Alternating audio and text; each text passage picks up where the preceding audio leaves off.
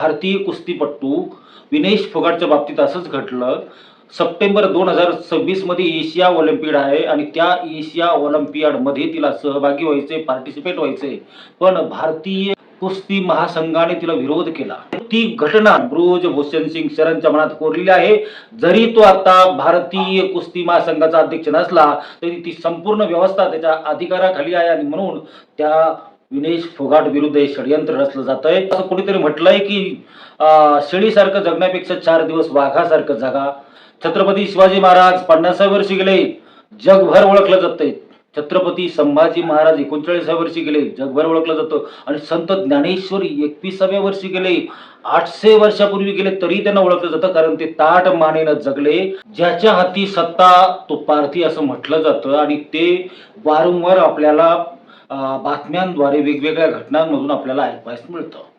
आता विनेश फोगाटच्या बाबतीत भारतीय कुस्तीपटू विनेश फोगाटच्या बाबतीत असंच घडलं. सप्टेंबर 2026 मध्ये एशिया ऑलिम्पियाड आहे आणि त्या एशिया ऑलिम्पियाडमध्ये तिला सहभागी व्हायचे, पार्टिसिपेट व्हायचे. पण भारतीय कुस्ती महासंघाने तिला विरोध केला.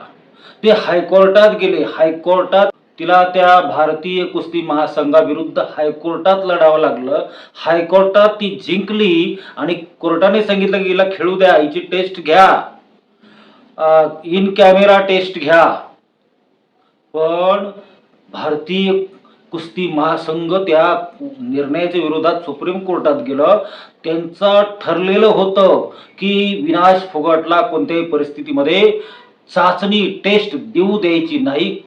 कारण ब्रुजभूषण सिंग शरण तुम्हाला आठवतोय 2 ते 3 वर्षापूर्वी याच महिला कुस्तीपटूंनी त्याच्या विरुद्ध आंदोलन केलं होतं, लैंगिक शोषणाचे आरोप केले होते आणि त्याचा राजीनामा मागितला होता, त्याच्यावर कारवाई करण्याची विनंती केली होती.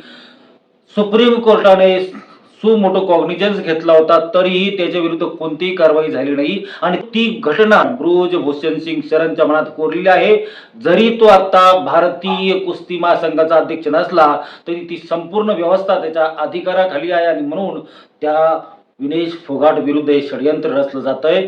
पण धन्यवाद आहे सुप्रीम कोर्टाचे की शेवटी सुप्रीम कोर्टाने तिचा अर्ज मान्य केला, तिला परवानगी दिली चाचणीची, टेस्टची, जेणेकरून ती सप्टेंबर मध्ये होणाऱ्या एशिया ऑलिम्पियाडमध्ये भाग घेऊ शकते.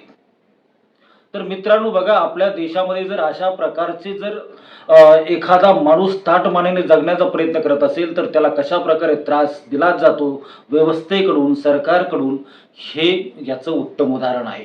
परंतु घाबरू नका. ज्याला खरोखर असं कोणीतरी म्हटलंय की शेळीसारखं जगण्यापेक्षा 4 दिवस वाघासारखं जगा, आपणही तसं जगण्याचा प्रयत्न करूया, ताठ मानेने जगण्याचा प्रयत्न करूया. आणि ताठ मानेने तुम्ही अर्ध जरी जीवन जगलं ना तरी तुम्ही लक्षात राहता. जसं साने गुरुजी 50व्या वर्षी गेले, लक्षात आहे आज. छत्रपती शिवाजी महाराज 50व्या वर्षी गेले, जगभर ओळखलं जातंय. छत्रपती संभाजी महाराज 39व्या वर्षी गेले, जगभर ओळखलं जातं. आणि संत ज्ञानेश्वर 21व्या वर्षी गेले, 800 वर्षापूर्वी गेले तरी त्यांना ओळखलं जातं, कारण ते ताठ मानेनं जगले. आपल्याला सुद्धा ताठ मानेनं जगावं लागेल.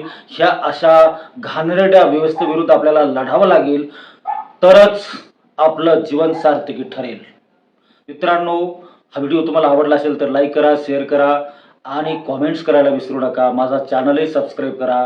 पुन्हा भेटूया, तोपर्यंत धन्यवाद.